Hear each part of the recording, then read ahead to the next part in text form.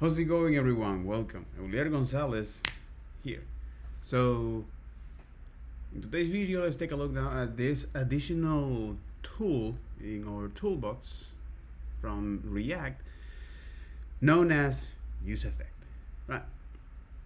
So, yesterday in this, on over the past videos, I look at the reason why we have effects, and since we are writing now UI with React, where the idea is to hold a particular piece of information, and any time that that state change, it will generate a new snapshot of that UI, and when we trigger a state update, it will generate a new one, and so on and so forth, right?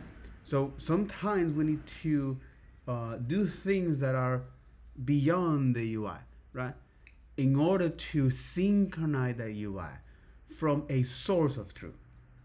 That is, hey, if the piece of information that we want to sync with our React application live outside of it, so for example, on the server or on the local storage or from global events on the window, right? Resize, the interception observer, the mouse move, or even in HTML tag. So for example, like video, audio, or canvas. Uh, and for timers, okay, so do wanna schedule now a task and then update the state in our UI, or even if we want to update the UI with this external system. So the idea of this use effect is that anytime that you need to look up for a particular source of truth, a piece of data, and you need to sync that with your UI, with your React app, wherever that source of data live, inside of your React app or outside of that. So now use effect help us here. That's a great thing, that's great. Well, because after I went through this section, which is huge, as you can see, right? It's first, well, to describe is what this use effect hook is, how you can start to use that, particularly to keep track of states, this piece of information, and what this things is doing, some of the linting or effect linked rules when you need to use this tool. So for example, like the array of dependency, and that was a great thing, since I look at when this effect it will run, and that is after every render, and how you can specify according to this use effect how many times you want to run this effect or this specific task or this function, right? So I interchangeably mention here task and functions for use effect, because this is at the end of the day what you want to do, right? So hey, after every render, I want to schedule this task. I want to schedule this function, right? That I want to is update my state, all right? Or synchronize with this external system that I mentioned before. Now, on this, and when I look at the array of dependencies, so when you don't provide anything, when you don't use the second argument, you're telling to React, hey, let's going to now run this task after every render. All right. Sometimes this is something that you might want to do, right? Uh, or you just only want to run that when the component is mounted. You pass now the second parameter an empty array, or when a particular state change on the array of dependency. So I look at first how you can actually see how to trigger this task after every state update, or after the effect runs, or after the components instance is mounted, and the components instance is not created with your HTML element. It is created when React called that function. And this is a very interesting thing that I would like to bring this attention here. Let me see this. So when React now in this case, right? Since at the end of the day, all of these HTML tags is just JSX. When you transpile that to JavaScript, is now React calling this. They say, hey, React create. In this case, it's React fragment, but in this case, they say, hey, React create element function. Okay, so this is the ID tag, and this is now the function that you're gonna call, as well as the properties, all right, and the content if this component contains more children elements, right? So it's gonna call this as it is, aka creating a new instance. All of this happens at runtime. So when this happens, right? This is when the instance is created, and as long as that instance lives, and you change the state or you update the state, it will create now is new snapshot of that instance. All right. So why this is relevant? Why this is useful as well? It is a very interesting component here, known as visually hidden. This might go beyond the scope of today's video, but what this is doing is to provide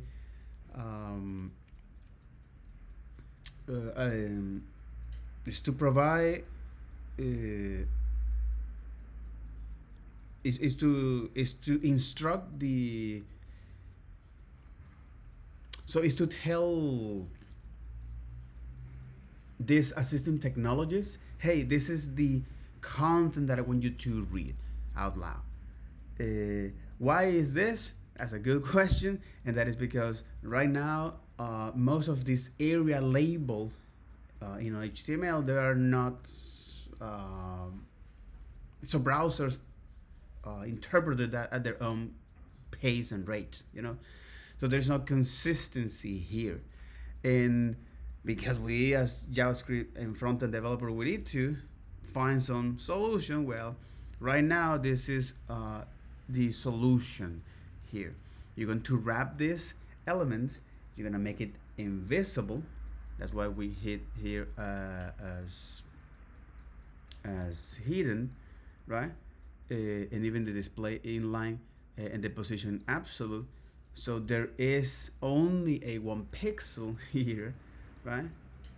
So it's a very tiny element that what we want is this assistant technology to read out loud the content that we're passing. So for example, here in the media query, right?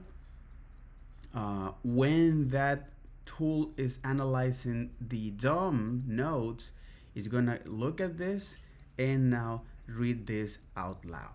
So for for regular user, this something is not be visible, right? But for assistant technologies, it's going to read this out loud. So in any case, right? So yeah, but this is one of the things that I want to bring the attention is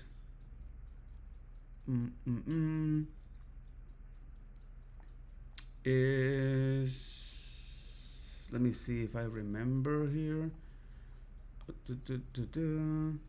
Is that, oh my god, did I lose my mind?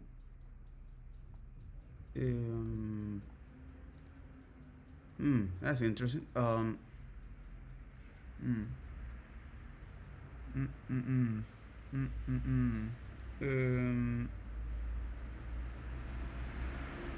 Well, I think it'll come up later. So, but in any case, if this, right? I'm describing what this tool is doing. what is the basic common use case to start understanding what this is doing, and some more in describe now the anatomy of how this tool works and and uh, how this piece fits into the puzzle. Hey, I'm gonna kick off this test after every render, right? And you can also choose when to run this, whether it's after every render or uh, only when this component instance get mounted, all right? Or when any of this particular state change, right? So looking now at this particular exercise to get familiar of this, so not only is that in this state, or yeah, in these hooks, we want is to, for example, update now is the document tab here, for example, right? So the piece of information we want to show here, right? Or the we want to synchronize with global events. So for example, a resize window or mouse move, okay? Uh, or even with the interception observer API, which is, hey, when this element pass certain certain viewport threshold, I want to show, I want to do something here. And that's why we look at the toasty. So for example, this toasty here, right? And then now look at how can we desubscribe, or how can we how can I desubscribe from this events, right? How can I trigger now is this cleanup functions. So because now the use effect is schedule a task or a function, the React team now cleverly it's a, all right, if you want me to now clean up what you did, return now a function.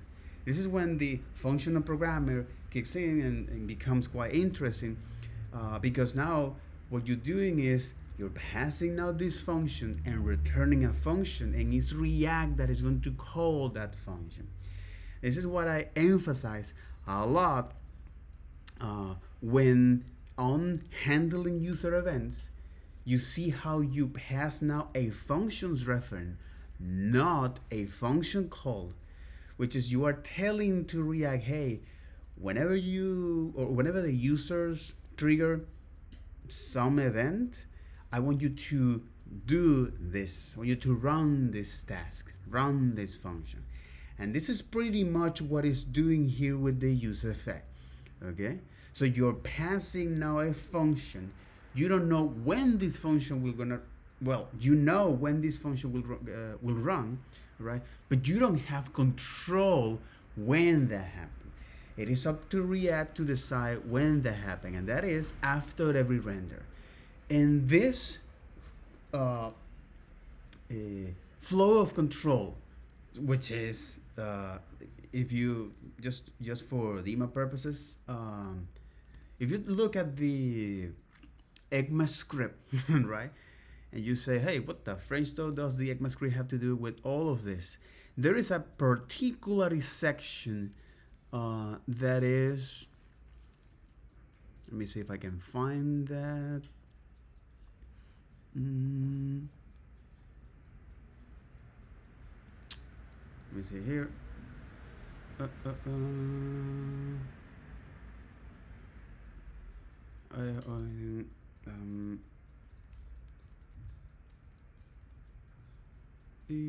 Jesus.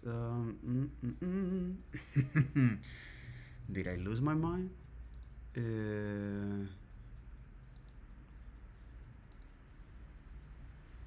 ECMAScript language source, lexical expressions.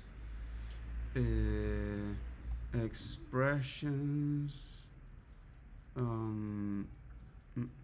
Functions and classes, script and language, error handling and language, fundamental object, text processing, key, managing memory, control abstractions. Why am I bringing this?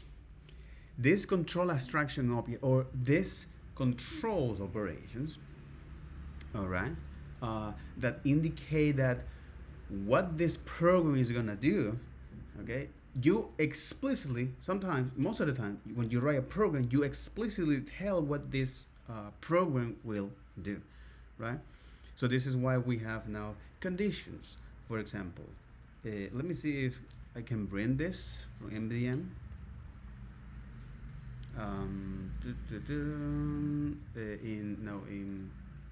This is control logic, control flow, right? Exactly. So this is the control flow. So in order, is the order in which the computer executes a statement in a script. Pretty basic stuff, but this is where all of this starts. So code is run in order from the first line in the file to the last line, right? In this order, right? For the first line in the file to the last line, unless the computer runs across extremely frequent structures that change the control flow, such as conditions and loops. So for example, imagine a script used to validate user data from a web page form, something that I have mentioned before. So the script submits validated data, but if the user say leave a required field empty, the script prompts them to fill in. To do this, the script uses a condition structure of an if-else statement to differentiate code executed depending on whether the form is completed or not. Hey, if this form is empty, is one of those fields, if empty, prompt the user. Otherwise, submit the user, right? A typical JavaScript script in JavaScript or PHP and the like, Ruby, Python, include many control structures, including conditions, loop, and functions. Part of this script may also be set up to execute when events occur. So for example, the above excerpt might be inside of a function that runs when the user clicks the submit button for the form. The function could also include a loop which iterates through all of the fields in the form, checking each one of in turn, right? So hey, you can, so I have this collection, I have this sequence of inputs, then I want to run this function to check if one of them are empty. If it is, I'm gonna show is, we're gonna prompt user, I'm gonna call this function. But again, this silly example, we have control of when our functions are called, right? We are responding to a particular event. So when the user click on that, and then we run that code, right? So we can actually kind of feel it. You know what I mean? But in React, and because all of these things, especially using frameworks and UI frameworks or server-side frameworks or any other framework that call your function from us for convenience, because now that framework do specific things, right? And that thing that it does is do that great, okay? Most of the time we lose context of what's going on behind the scenes. So as you can see, control structures can dictate complex flow of processing even with only few lines of code. Again, why am I mentioning this, right? This is part of the control flow, and something that is mentioned here, ordinary, let me take a look at the expressions. No, is statements and declaration. Exactly. That's interesting. It doesn't describe this as control, all right? But at the end of the day, for example, if statements, they are now allow you to control the flow of your data. So things like return, switch, continue, break, if, even try and catch, all of these are labeled as control flow, right? And then you also have is this another thing called the, how do you put it, control abstract operations, which is now uh, iterators and promise and generators. So why this is important?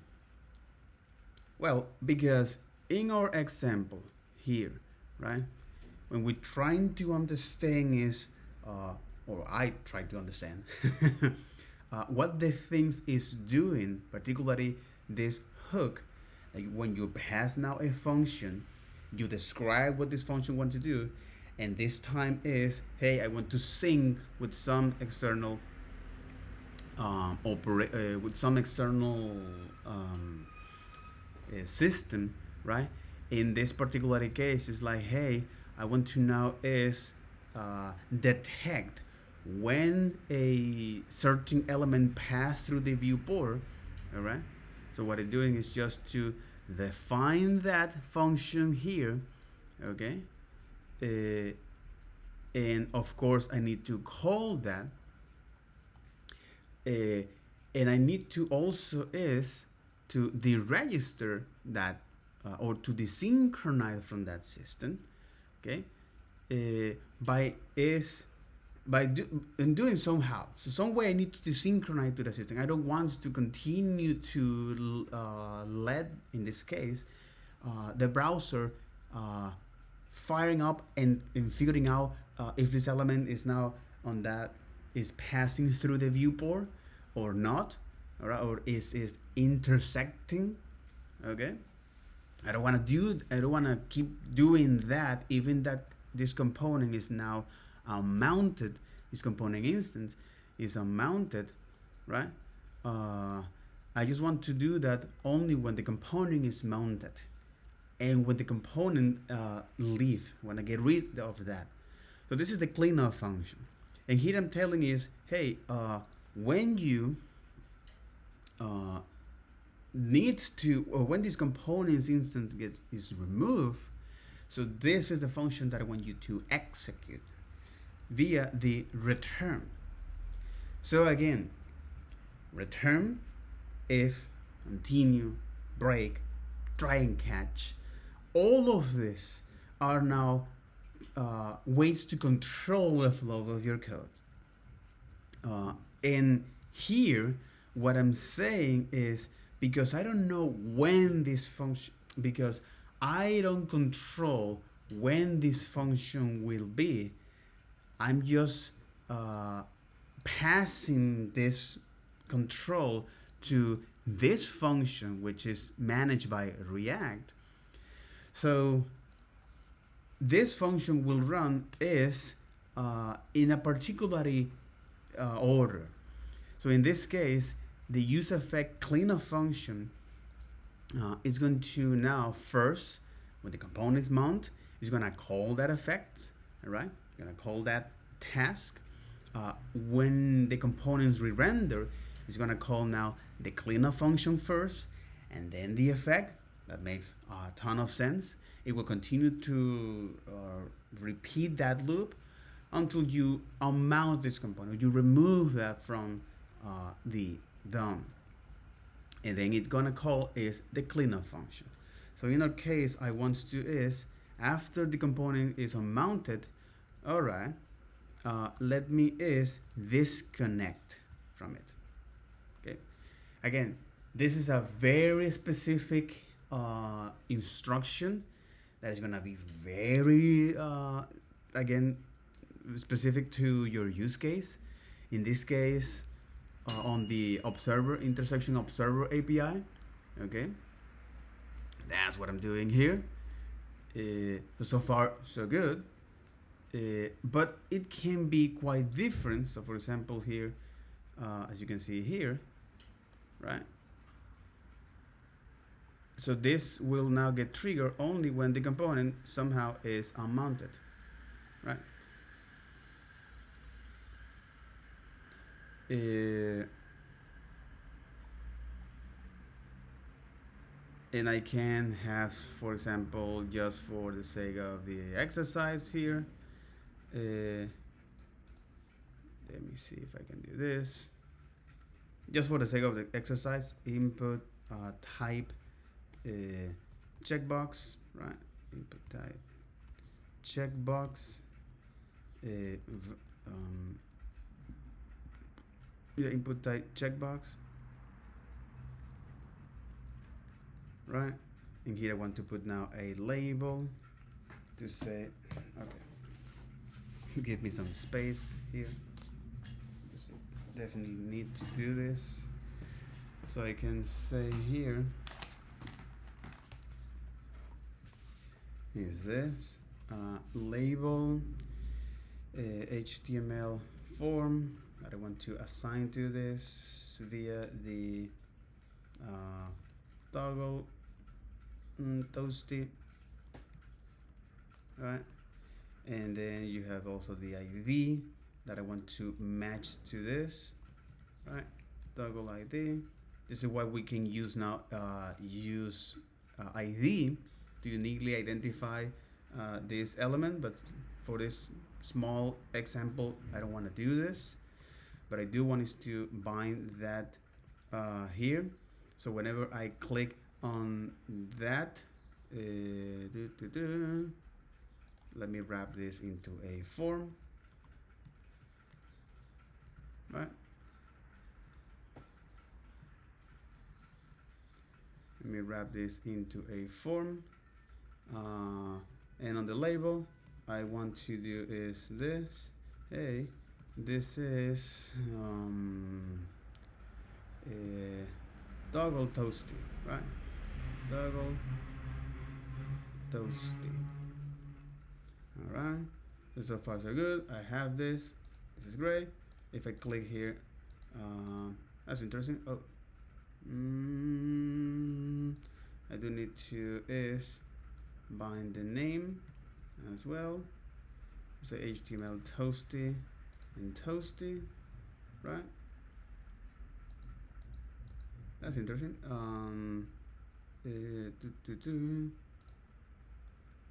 This is yeah, toggle toggle toast, right, with the ID. You do want to bind that, right?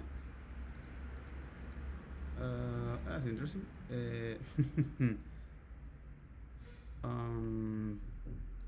Hmm. That's very interesting. Okay. So there is a gap in my knowledge. Good. Okay. So HTML form toggle toasty with that name, and I say, hey, toggle toast ID to take that, right? And what I do is wanna bind that.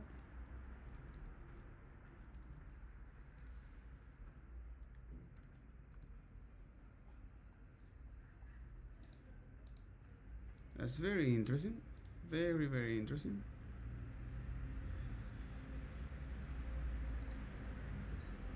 Is there something that this element, or is there a particular class here that is? No, it's just a wrapper on the character. All right. So I do have is this form. So when I click this, it's not binding that. Okay. Yeah, let me look at that. How to bind that? Input sheet, right? Text input, gadget, text area. No, I do want is to bind a single checkbox here with a label. Exactly, HTML form, and it is binded to the ID. Okay, makes a ton of sense. The HTML form must be binding to the ID. So toggle toasty. All right. exactly, toggle toasty HTML4 this, and the name toggle toasty. If you want to have that, now it actually works. Okay, good. Interesting. And next, I want to bind an state defined here. Right? Hey, React, please give me now an state that initially is true. All right. When I hold, give me that piece of data that is toggle toasty, right? And then set toggle, and then set toggle toasty, right? So once you have this, I do want is to trigger a function handler, say handle toggle toasty, okay, as it is.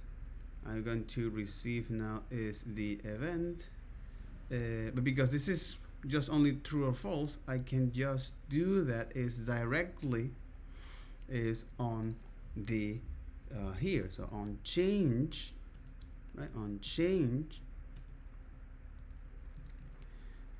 I do want is to now is run this.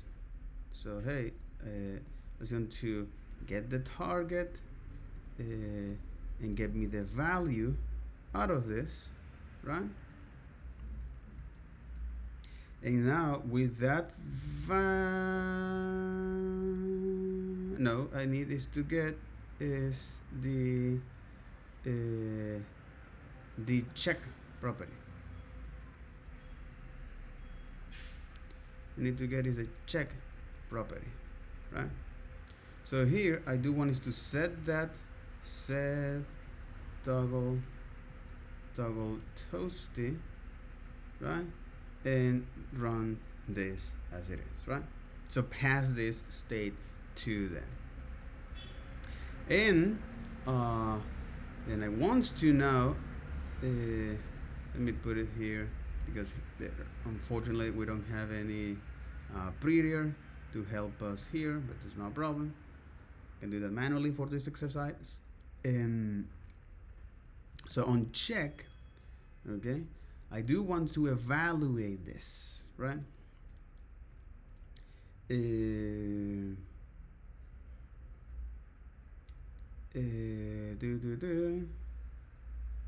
Which is toggle toasty. All right. So whatever that value has, I don't want to set that. So initially is true. Okay. So the component is mounted. All right. And if I click here, set toggle toasty is not defined. Perhaps I defined that. I misspelled something. Set, yeah, I misspelled that. So when I do this, now actually is responding to this. So what I want to do is this. Define now is this thing called toggle toasty, right? So whatever state it is, I wanted to show or not this component. If toggle toasty is true, okay, now call these components, right? Create an instance components here. Toggle toasty is not defined. Why not? Oh, exactly. Toggle toasty here. So now I'm gonna show that. Oh, exactly. But if you look at this, it's now calling that component, and it say, hey, in line 51, I'm not able to call is this disconnect because the observer is not defined here. Observer is not defined. The observer is not defined. You are right. You are right. Okay. Yeah, observer is not defined. Okay. So what I can do is, hey, um, I need to have access to that. So get rid of that function here, right? Make it now is simple. I need to have access to that instance, right? And also is when this component kicks off. So when I do this, and I have a toggle here, and now the component gone. You see? And now it's gone. But what it's doing here is that if you want to know what's going on here, so you can say, hey, let me call this component console log here. Let's say, hey, this is the ops is intersecting, right? You can also look at the console here because there is nothing here running, and as I move down, right, it is running that. That's good to me. It's quite interesting. It doesn't trigger or it doesn't show anything, right? But what I can say here, that's interesting. Console log is intercepting. Exactly. It's only calling once. But as you can see, when we focus again, when we go up and down, right? It's now calling the function over and over. So when the component leave, when the user leaves the UI, it's gonna call it. All right. You know, when it navigates through, it continues to call it. Right. Anytime that we scroll, it continues to call it. So on scroll is now triggering is this, right? Allegedly, until now is running and detecting that. But the point of this is that this function is now running even if the component is not present. That's the whole point of this. So for this small task, it's like, hey, this is quite relevant, right? So it's negligent. The the use or the performance here, right? But when you now have to disconnect from that, or the performance here might be quite negligible, right? But if you have now multiple elements that you need to keep track of, especially if you have now several, where your building is a some heavy interaction API client app, so you're starting to see how that's starting to call this every time. This is what we have is the cleanup function, right? So when we call this, we clean up here. Wait, what? Oh, I think it's because. Okay, now it makes sense. Good. All right. So if I clean up here, right, and now I scroll here down, so it's not getting fired. So that function here is not getting called, which is great, which is exactly what we want. So after every render here, I only is I just want to get rid of this scheduled task. So I know I'm quite over convoluting. I am I'm trying to be as clear as possible here. But the thing here is that when we're using now useEffect, which is a tool provided by React to schedule tasks after every render, we do this is we can decide when this task will be executed, whether it is always, right? So if you do this, now this will be called no matter if this component is mounted or not. Well, only if this component is mounted. So I can set that to I can set that to false here, right? And now that component won't be called. And somehow it's like you lose a state or you refresh that. Oh, because okay, yeah. So yeah, I don't want you to call that only when this component is mounted. All right. So when I call this only when the component is mounted, what I mean is I not showing that and show that element again, right? So what you're doing is that you are starting is a long running process here with this. You can say, hey, not only that I'm running is a new long running process, but you're creating is several of this long running process. Anytime that you are in this case toggling up and on and so on, you're creating, you're stacking here.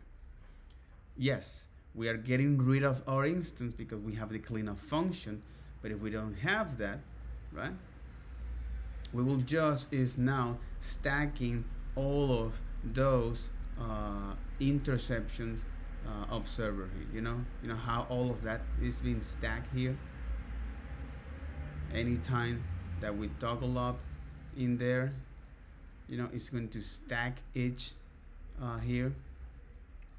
So this is what useEffect is doing when we don't pass a second argument, right?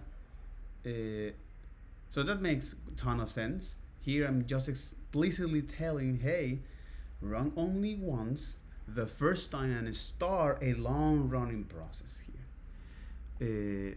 That when the component is unmounted or this instance is deleted from the DOM, this is what you want to do.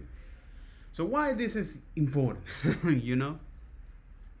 despite that this might be quite convoluted, is because at the end of the day, any time that we need to use we need to sync or state out of, anytime that I need to sync the state with my React application, and that state might live outside of React or even live internally, known as the source of truth.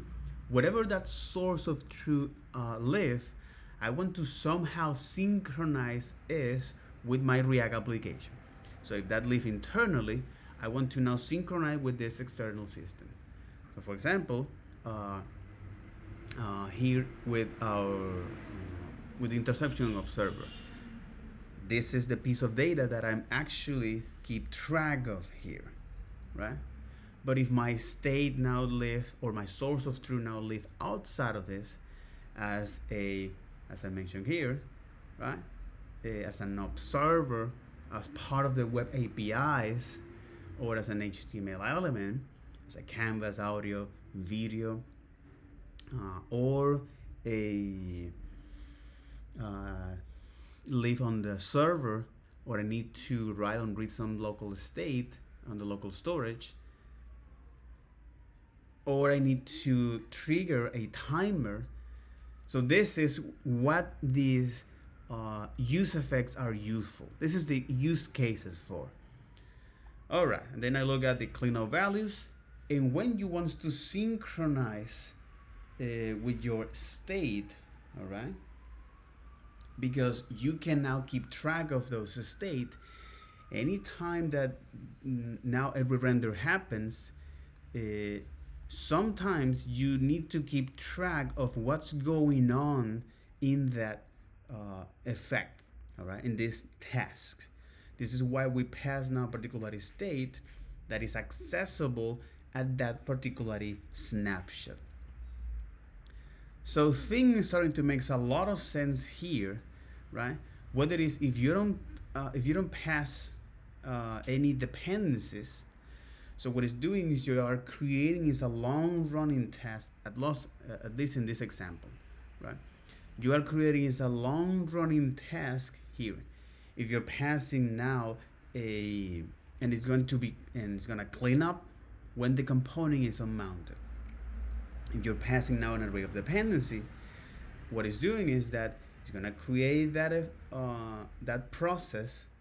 In this case of the displaying is to uh, keep track of that state, okay, to define if this is playable or not. But it's going to run that effect, and on the next render, it's going to now call the cleanup function and create a new process. And this process of closing, or this process of removing a process and create a new one, and so on and so forth, is something that you might want to go with, right? As a way to get rid of those subscriptions, or to desubscribe and subscribe to that particular external system. And the other is using now a callback function here. So with the callback function, right? And this callback function is that now accessing the state inside of that particular setter function provided by React, right? Now you're going to hold that piece of data per instance. All right. And of course, that effect is going to be run there. Exactly. Until you remove that component, or that component gets deleted from the instance. That's interesting. So in this particular case, when we use that, right? So instead of using now the is playing here, that's interesting. Okay. You take a note here.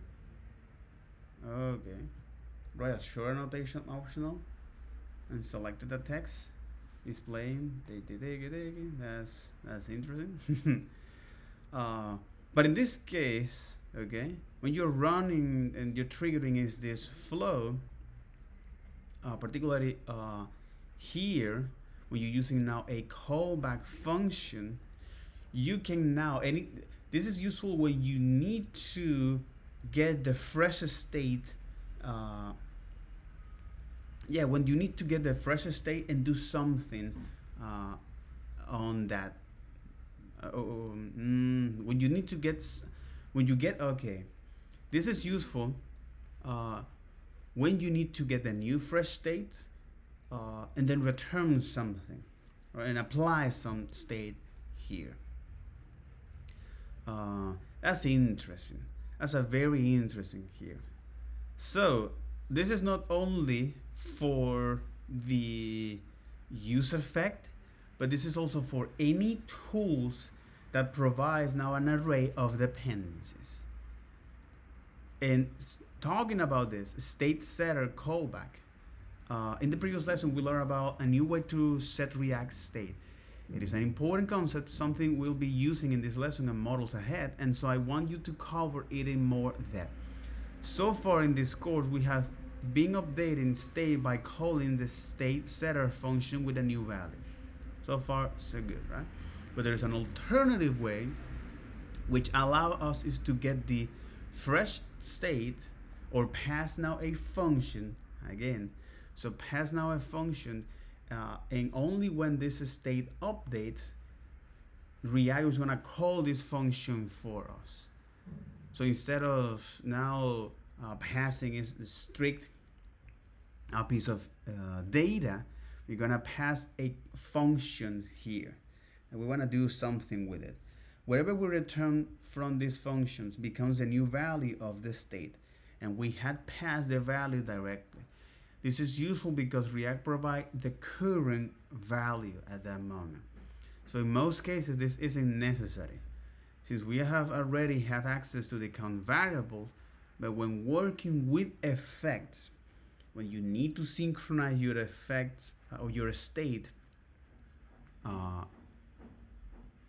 it becomes possible for us to lose access to the freshest version of that state. right? If you don't pass that array of dependency, so you do it. Why this is a problem, right? In the previous lesson, we saw an example of how this alternative syntax can be useful. So you define your function here to detect that particular state, right? Uh, and there is no dependency on display. So in other words, we are saying is, hey, I want to subscribe to this global event, this function or this callback, uh, as long as this instance lives. Which means is, hey, in this case is detecting, so updating is the state wherever you detect a space key here. So that's interesting. And then destroy that or remove the event listener callback when this component gets unmounted. So here we're just creating is one single long running process, okay? And this effect only runs after the very first render. Since we have specify an empty dependency array, this means that within the effect, its playing will always be equals to false.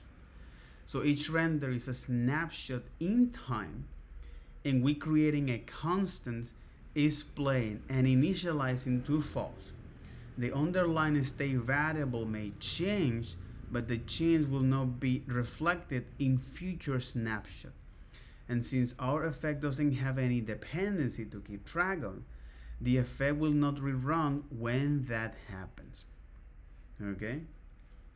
So instead of trying to redisplay constant created in the first render, we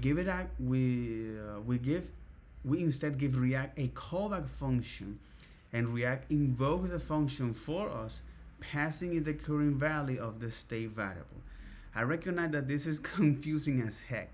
This is one of the tricky concepts in React. It is 100% okay if you don't quite, if it doesn't quite make sense to you yet. I promise it'll start to click as you get practice with React. But the idea here is that anytime that you need to run, is all the use case is how long do I want to run this long running process? All right, how long do I want to keep sync with this process? How many times do I need to create this long running process? Okay, so that's this is more relevant to decision making rather than code. Okay, so when to use a callback syntax? Most of the time we don't need to use a callback syntax. The main use case for this is to avoid stale values issue we saw in the previous lesson. Stale values are strictly a use effect things is for any hook that keep track of dependencies. So for example, use memo and use callback, discussed later in this model, and also when doing asynchronous work. Discussed in the next model. Occasionally, it can be more convenient to use the callback syntax. Okay. For example, if we're passing the state setter function as a prop to a child component, and we can use the callback syntax to modify the current value without, and it can be more convenient to use a callback syntax. For example, if we're passing a state setter function as a prop to a child component. Okay, a state setter function as a prop to a child component, and we can use the callback syntax to modify the current value without also having to pass that value through props. So why not always use a callback syntax? You might be wondering something like this. This is a typical counter app, right? There are no effects, no asynchronous code, and there is no way for the state to grow stale. But the alternative callback syntax will still work just fine. Even though it worked, I don't suggest doing this, at least not for now. In order to truly become comfortable with React, we need to build an intuition for how effects and renders are connected. And the callback syntax can be a bit of a crunch if we always use a callback syntax. It takes us a longer to build that intuition. Unfortunately, the callback syntax isn't a silver bullet. Even if you use it all the time, you will still occasionally run into situations where stale values cause issues. And so it is important to build that intuition.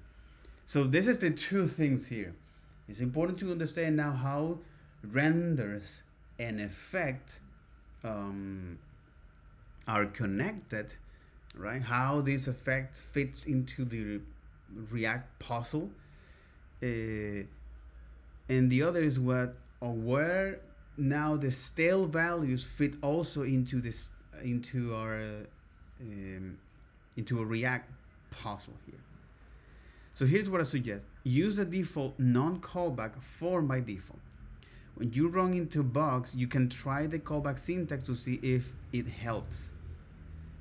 If it does, spend a few moments seeing if you can understand why.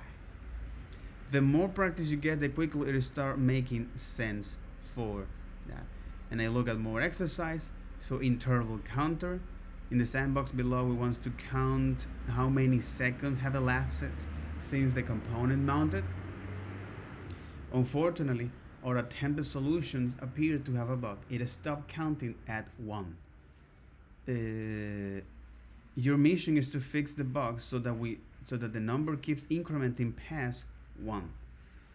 So the UI should be accurately show the number of seconds since mount, and there should be no limit, no link warning, or not ESLint disabled. So here we're creating is just a simple count here. We keep track that state, and on every time we update that state, we need to we're going to run is we're gonna call React elements with this new snapshot.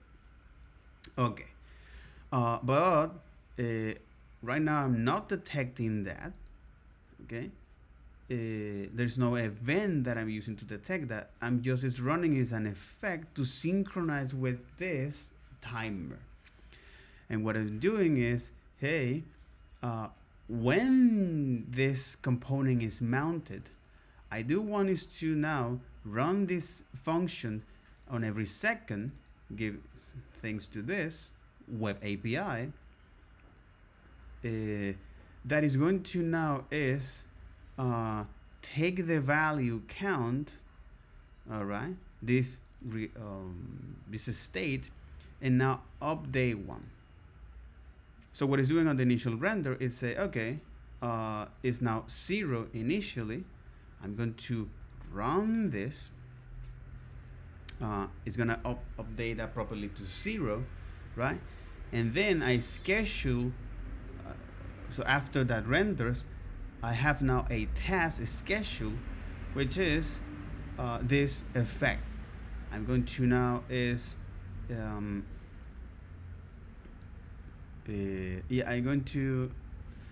going to now schedule this task after every second where I update that particular state.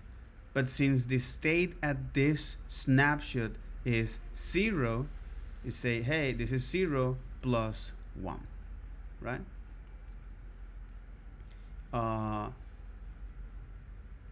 So the first time now the component is updated, or the state is updated, is going to now run this with 1 in this state. In this case, it's going to render this component, and because now this is only runs on the first time, right? It doesn't have, so the counter stayed there. The counter stayed there because it only runs once. So how can we fix this? You know?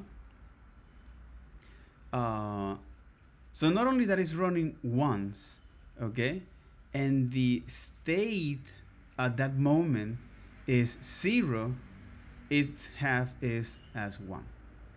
So this long running test that is going to be incremented at every second, after the first render, which now have 0 plus 1, so it update that properly, but this state, it always be the same, right?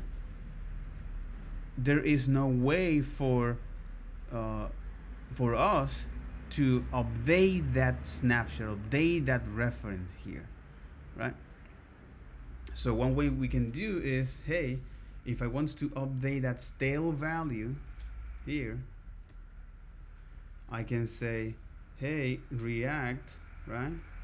Please allow me to have access to the current count, okay? Which is something that React allows. So provide us, okay? It say, hey, if you pass now a function, I'm gonna give you is the current state of that application.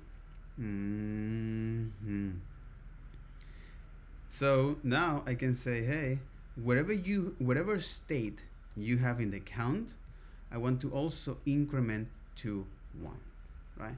And this stays now.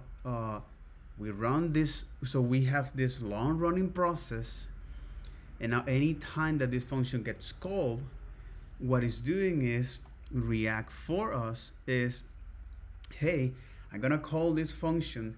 I'm providing is the current value or the current state at that moment, and then I'm going to run that, and that will be my new state. Holy moly. And when this component is unmounted, I want to clear out the interval here. So everything goes great for the first second. We go from 0 to 1, that's what we want, but then it seems to stall at 1. Looking at the code, I have this effect. It starts an interval that runs once every second, calling setCount and incrementing the count variable by 1. I have a cleanup function that cancels the interval, and then I have this. Whenever I see this line, whenever I see ESLint disable, alarm bells start to go off in my head, especially in the context of effects like this, because it usually means that we're silencing a pretty important warning. And if I get rid of that comment, I see indeed I have a warning, and actually the warning tells me how to fix it. It tells me that I need to include this as a dependency, or I also can do a functional update. And both of these suggestions are valid. In fact, I think it's worth going through both of them, starting with the functional update. To do this, I'm going to update what I passed to setCount, and instead of passing a value, I'm going to pass a function. It's going to receive current count as a parameter, and it's going to call current count plus 1. That way, I'm not trying to read the snapshot value, right, the state variable associated with the snapshot, which grows stale, and instead I'm always plucking the freshest value from React. I see now that I no longer have any sort of lint warning, and the code is working as intended. And so this approach works, but let's go back to how it was and explore the other option, adding count as a dependency. Well, for this one, I'll take the count variable, I'll drop it in the array, and that also works pretty darn well. We see the number counting above 1. Now there is something... But the thing here is that is... a little bit weird about this semantically to me, and honestly this feels kind of nitpicky, so take this with a grain of salt, but it does sort of bother me that we're starting an interval and then stopping it literally after every iteration. Like, we start an interval that runs once every second, and after the very first iteration we call setCount, which re-renders the component, which calls the cleanup function, clearing the interval before starting a new one.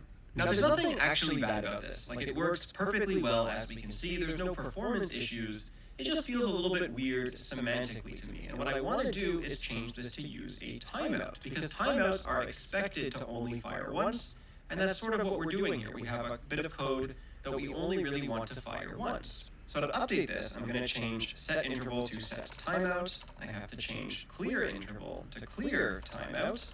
And I don't have to change the variable, but it will feel a little bit more natural, so I'll make this timeout ID, and I'll use that variable in the cleanup function. And what we notice is that it works exactly as well. Really, it does the same thing. It just feels a little bit more semantic. And to walk through how this works in case it's not clear, the component renders for the first time, we run our effect, we start a timeout, which waits 1 second before running this code. This code triggers a re-render, changing the count variable, and because we've listed count as a dependency, it means that first we fire the cleanup function, which actually has no effect because the timeout has already elapsed, but fortunately there's no harm in that. Like, we can clear a timeout even after it's expired without it really doing anything. So really this is like a no-op, it has no effect.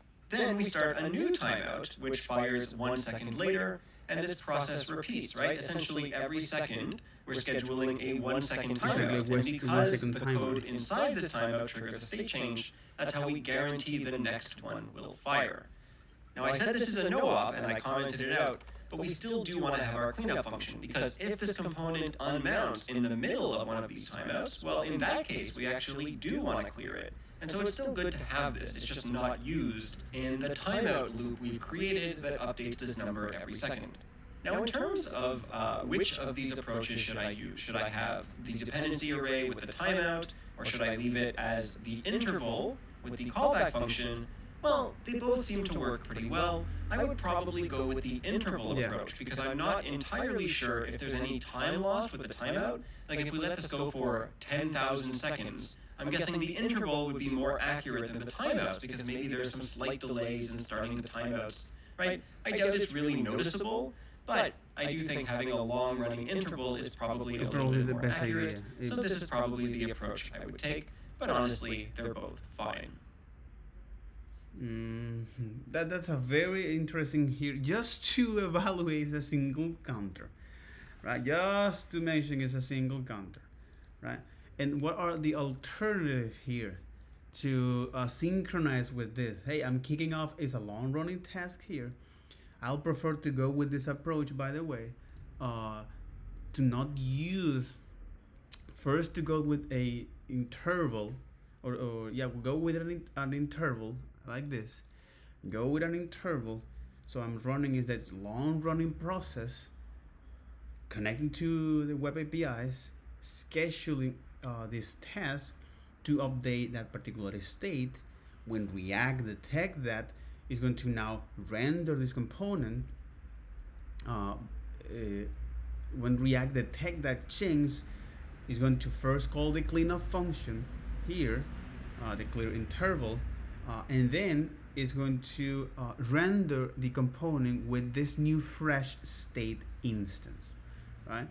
So when that happens, you have now that current snapshot, and the React kickoffs again a new effect here that is creating this long running interval.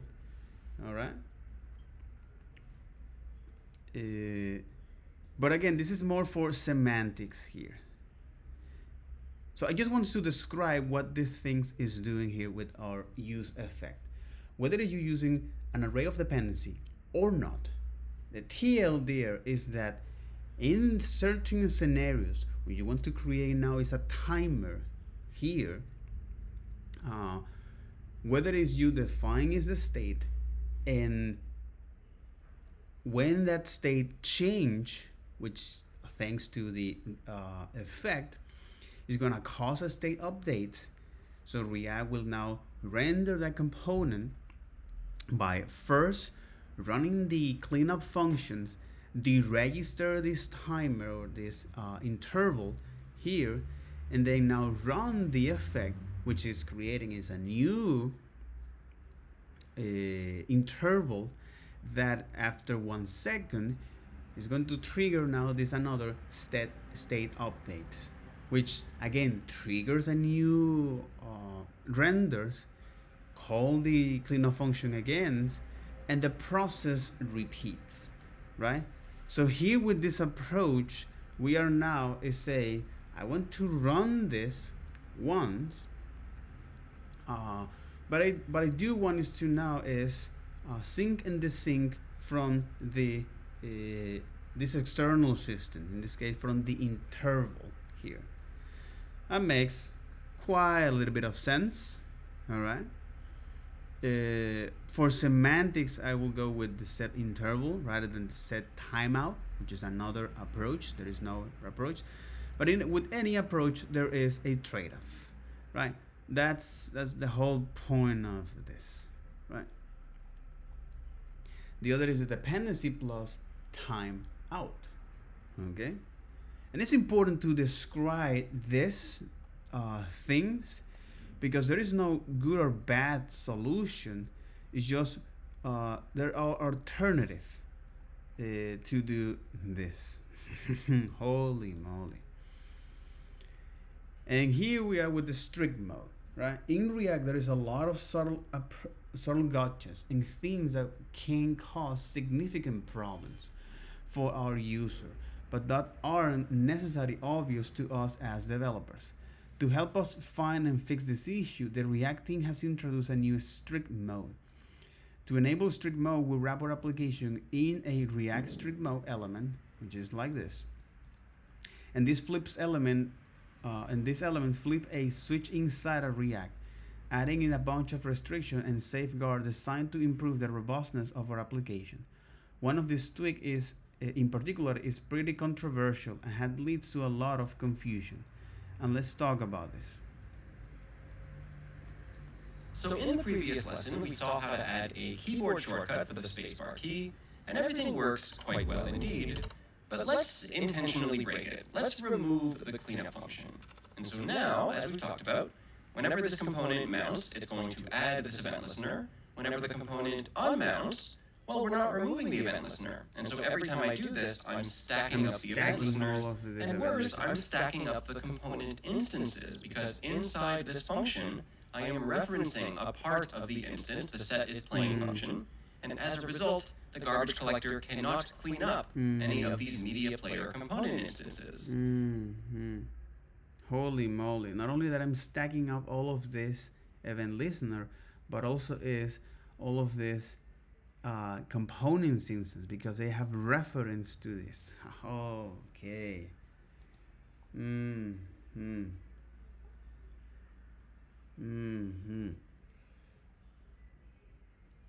What the French toast? Hey, what's up? Hello? Hello?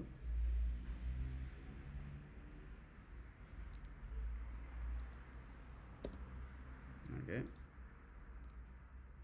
So only interact with the page for a few minutes at a time. We're not really a typical user that might leave this media player going for weeks or months on end on lower end hardware. And so if this code slips through our code review process and makes it to production, it won't immediately be obvious that anything is broken, but within a couple weeks, we're going to start getting support tickets from people saying things like, why is this media player eating 90% of my computer's memory? Or, why is this media player causing my fans to spin up like jet engines?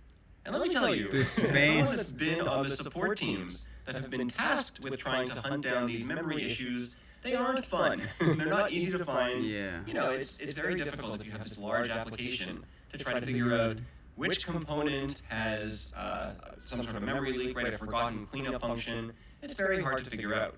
And yet, there isn't really any signal to me, the developer, that things are broken. There's no ESLint warning, there's nothing in the console. It's very easy for these things to slip through because they aren't really that noticeable. Well, that's where strict mode comes in. And so if I come to my application and I update it so that it's using strict mode, this flips a switch inside React for all the components rendered within this mode, and typically we do this at the very top of our React tree, so it affects the entire application. Strict mode does a lot of things, and I'll put a link below if you want to see the full list, but by far the most controversial and the one that trips people up the most is how it affects the use effect hook. Let's see what happens now with strict mode enabled when I try to use the keyboard shortcut. Well, it doesn't seem to do anything. It seems as though we've completely broken this. To explain what's going on here, strict mode will change how our effects are run. Normally, when the component mounts, it runs the effect, and we would add our event listener, and that's all that would happen. In strict mode, though, we run the effect, then immediately, if we've provided a cleanup function, we call the cleanup function, and then we rerun the effect. And I'll show you this quickly with some console logs. So I'll add a log for effect, and then I'll also provide a cleanup function, which will log cleanup. If I refresh the page, we see that it runs effect, then cleanup, then effect. One after the other, like almost instantaneously. So it's running the effect. And what that means is that I've immediately added two event listeners, both attached to the same component instance. And so when I hit the spacebar key, we call this function once, which calls set is playing and sets it to true because I flip it from false to true. But then we immediately run the exact same code again, flipping it back to false.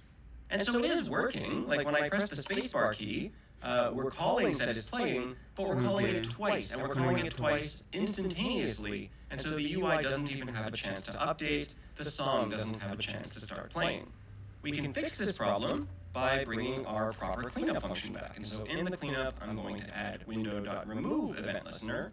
And now with that done, our spacebar shortcut works the way we expect.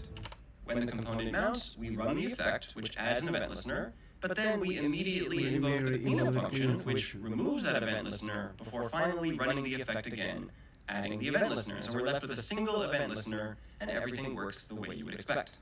Now you might be looking at this and thinking, goodness, that seems very wasteful. Like, are we really suggesting running everything twice? Won't that make the application twice as slow? And the answer is yes, but with an asterisk. And the asterisk is that it only does this for us, the developers. Something we haven't really talked about yet is that React has different modes. It has production mode and development mode. And when we're running the code on our local machine or here in the course platform, React runs in development mode, and that enables things like the lint warnings we've been seeing, and more detailed error messages, and a proper implementation of strict mode. But when we bundle and build our application and deploy it so that end users can use it, React strict mode has no effect, in the same way that there's no lint warnings, and everything else is sort of simplified and streamlined and optimized for performance. And so yeah, it is a bit of a performance thing to be running the effects twice, but it doesn't affect our end users. Now, so far in this course, we have not been using strict mode, and the reason for that is that, as we've seen, it does make things a little bit more complicated, right? We have to understand how cleanup functions work and expect that our effects will run twice. And when we're just starting with effects, this is some additional complexity that we don't need, because use effect is complicated enough. But now that we've sort of gotten our hands dirty and our feet wet a little bit, I think now is a good time to start introducing it. And so from this moment onwards, we will be using strict mode in the course platform. It can definitely make some things more frustrating, like the fact that it runs everything twice can appear to break things. But usually when it's breaking something, it's actually highlighting an issue. It's taking a subtle bug and making it glaringly obvious, like in the case of our forgotten event listener. It's one of those things that if you search on Stack Overflow for why is my effect running twice, the accepted answer will be to go into your index.js and remove strict mode. But like we saw with disabling the lint warnings, it's not really a solution to a problem. In fact, it's creating more problems for yourself down the line. Even though strict mode can sometimes make what we're doing a little bit more confusing in the short term, it is absolutely a win when we think long term.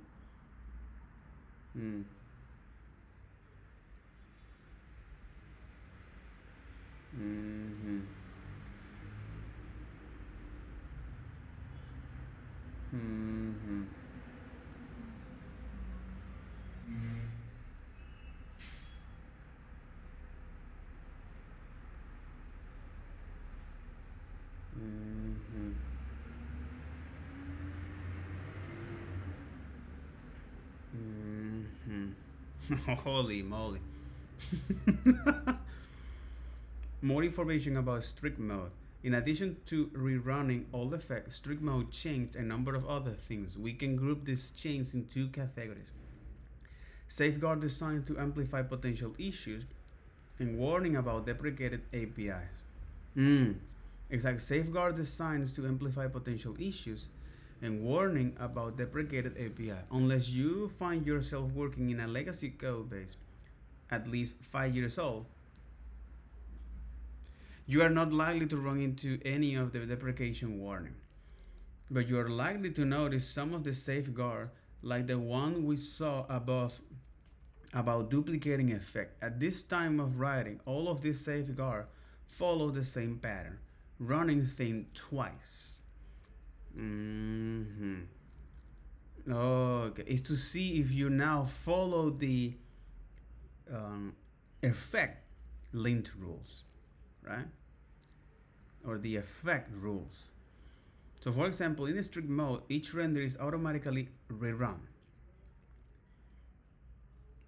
If we take another look at the digital clock example with strict mode enabled, we notice that each render happens twice.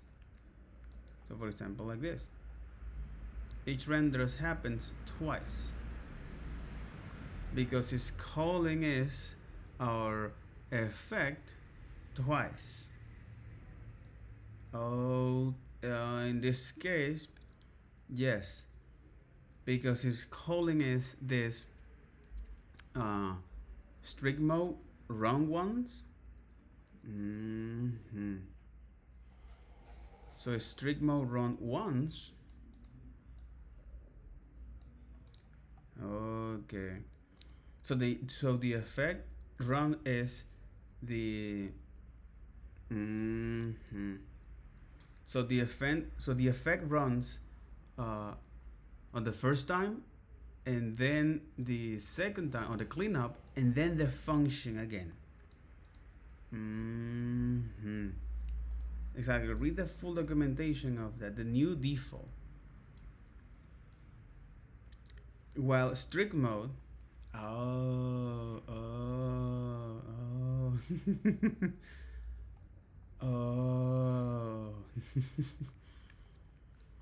Oh, okay. While strict mode is technically an optional opt-in mode, it has quickly become the standard way to use React. Just above every boilerplate and meta framework will use strict mode by default. I want to make sure you're learning real-world React, and most real-world projects use strict mode. And so, from this moment onwards, strict mode will be enabled by default on this core platform. I have added a little toggle on the sandbox which will show you whether strict mode is enabled and allow you to toggle it out. Try it out for yourself. You should see to mount check console log here. Exactly, because not only that this component is running, but when it's like not only that this component is mounted, but right after that, an effect is run, and then call the cleanup, and then call the effect. In general, I recommend leaving strict mode on. The toggle is provided for troubleshooting purpose. Simulating strict mode here. Exactly, strict mode, the instance is mounted, the effect runs, then the cleanup, and then the effect again. And the strict mode simulated.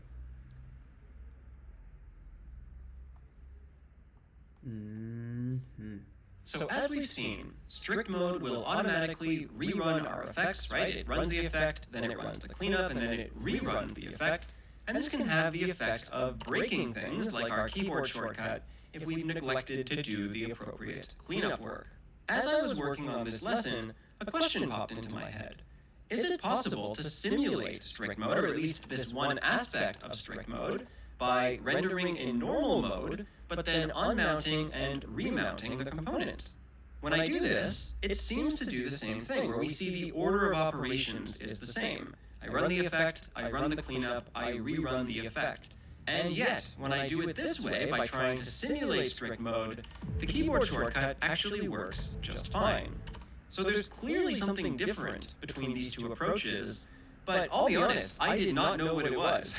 Like, as I was working on this lesson, I really had to stop and scratch my head, and I couldn't figure it out. I had to reach out to a member of the React core team who was kind enough to explain it to me.